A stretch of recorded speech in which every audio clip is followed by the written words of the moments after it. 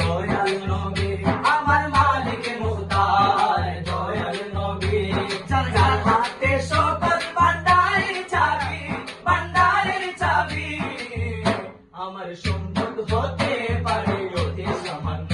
আমার সম্পদ হতে পারে অতি সামান্য আমার দাতা মহাদাতা ওসির জন্য আমার দাতা মহাদাতা কায়নাতের জন্য আমি মানুষ হতে